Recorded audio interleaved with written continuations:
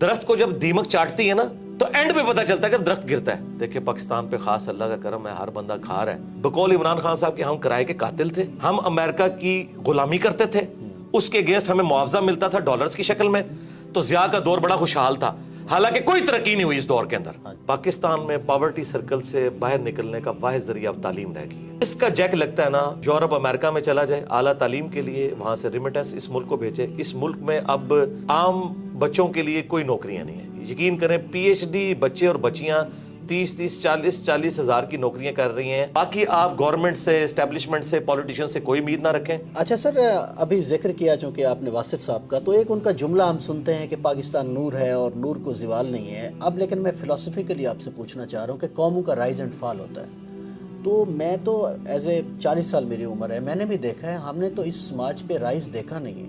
تو ہمیں تو لگتا ہے اب یہ ڈکلائن ہی ہے, یہ تو واحد قوم ہو گئی جس پہ رائز آیا نہیں اور فال پہلے آ گئی. جی دیکھیں یہ سارے جذباتی جملے ہیں, ہم اس میں بلیو نہیں کرتے.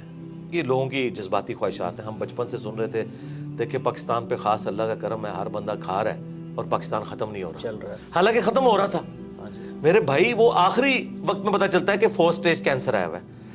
درخت کو جب دیمک چاٹتی ہے نا تو اینڈ پہ پتہ چلتا ہے جب درخت گرتا ہے.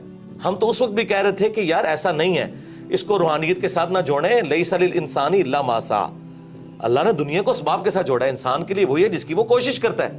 ایسے نہیں ہوگا. آپ اگر سردیوں میں ٹھنڈے فرش کے اوپر ننگے پاؤں پھریں گے تو انشاءاللہ ضرور بیمار ہوں گے. آپ بسم اللہ پڑھ کے ساکٹ میں 2 انگلیاں دیں گے تو انشاءاللہ ضرور موت کا شکار ہوں گے. یہ کون سا آپ نے دین بنایا ہوا ہے کہ جی وہ جی اللہ تعالیٰ کا خاص کرم ہے. اللہ تعالیٰ نے تو, اللہ کا تو کوئی رشتہ دار نہیں ہے, سیدھی سی بات ہے. جب خلافت راشدہ ختم ہو گئی 30 سال کے بعد, ٹھیک ہے, بنو امیہ ختم ہوگی, بنو عباس ختم ہوگی, سلطنت عثمانیہ ختم ہوگی, رومنز, پرشینز, اور سب سے بڑی گریٹ بریٹن جن کی حکومت میں سورج غروب نہیں ہوتا تھا وہ ختم ہو گیا. تو یہ بات بالکل جذباتی جملے. یہ جو پاکستان چل رہا تھا نا ابھی, وہ چل رہا نہ تو دعاؤں کی وجہ سے چل رہا تھا اور نہ یہ تھا کہ وہ ترقی کر رہا ہے. ہوتا یہ تھا بقول عمران خان صاحب کے ہم کرائے کے قاتل تھے, ہم امریکہ کی غلامی کرتے تھے, اس کے اگینسٹ ہمیں معاوضہ ملتا تھا ڈالرز کی شکل میں. تو ضیاء کا دور بڑا خوشحال تھا, حالانکہ کوئی ترقی نہیں ہوئی اس دور کے اندر. ہمیں باہر سے مل رہا تھا, بلکہ ہمیں یہ بیساکھیاں لگائی گئی ہیں.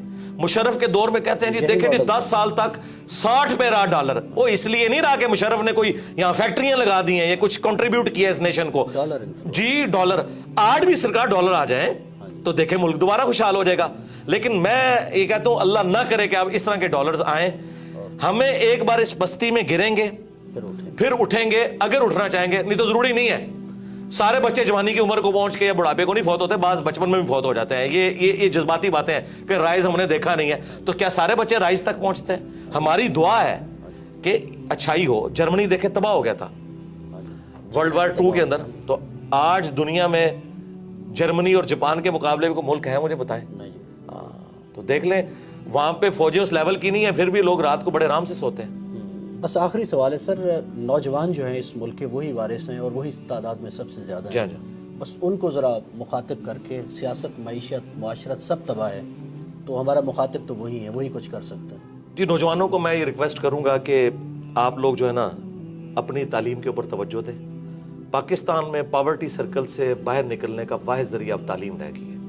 جس کا جیک لگتا ہے نا, یورپ امریکہ میں چلا جائے اعلیٰ تعلیم کے لیے, وہاں سے ریمیٹنس اس ملک کو بھیجے. اس ملک میں اب عام بچوں کے لیے کوئی نوکریاں نہیں ہیں. یقین کریں پی ایچ ڈی بچے اور بچیاں 30 ہزار کی نوکریاں کر رہی ہیں ڈیٹا انٹری آپریٹر کے طور پہ. اور اتنا دکھ ہوتا ہے جس کے پاس ریسورسز ہیں, جسے اسکالرشپ ملتا ہے, ملک سے نکلے اور یہاں پہ ریمیٹنس بھیجیں. میں یہ نہیں کہہ رہا کہ آپ ملک ہی چھوڑ دیں, یہاں پہ اپنے ریمیٹنس بھیجیں, اس ملک کی ترقی میں آپ کردار ادا کریں. اور یہ کوئی عیب والی بات نہیں ہے. اس وقت بھی آلموسٹ 1 کروڑ کے قریب پاکستانی باہر کے ملک میں بیٹھا ہوا ہے. اور اپنی تعلیم کے اوپر توجہ دیں. اور اگر کسی کے والدین کا کوئی کاروبار ہے تو تعلیم کے ساتھ اس کاروبار میں بیٹھنے میں کوئی آر محسوس نہ کریں.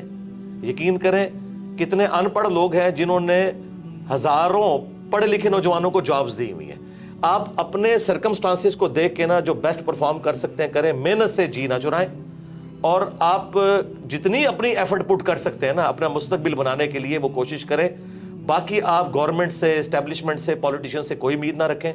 بالکل کوئی دور دور تک حالات و واقعات یہاں نظر نہیں آ رہے ہیں. جس کا کوئی جیک لگتا ہے بھائی یہاں سے نکلیں. اور یہاں آپ पैसा भेजें। मैं निकलना वो वाला नहीं कह रहा जी इनको छोड़ दें सरने के लिए, ये मैं नहीं कह रहा। जिसका कोई मौका है तो मुझे तो अब एक ही सोर्स, या आप ऐसा हुनर हासिल करें कि आप फ्रीलांसर हो और आप इंटरनेट के जरिए पैसे कमा सके, इस तरह का कोई मामला करें। और जिनके पास पैसा है ना यार, वो कंट्रीब्यूट करें नेशन को। यार पैसे वाले लोग कम से कम सोलर अपने घरों पे लगवाएं ताकि गरीब लोगों को वापडा की बिजली सस्ती मिले। आप लोग भी अगर वापडा से लेके खाएंगे जिसमें सब्सिडी होती है शामिल, तो गरीब आदमी तक किस तरह सस्ती बिजली पहुंचेगी। तो जितना को कंट्रीब्यूट कर सकता है वो करे। पैगाम तो बहुत सारा दिया जा सकता है, मेरा इतना ही काफी। बहुत शुक्रिया मिर्जा साहब, जज़ाकल्लाह बस यही पैगाम है जी, अपनी दुनिया आप पैदा करें नौजवान। मुझे इजाज़त दीजिए, अल्लाह हाफ़िज़।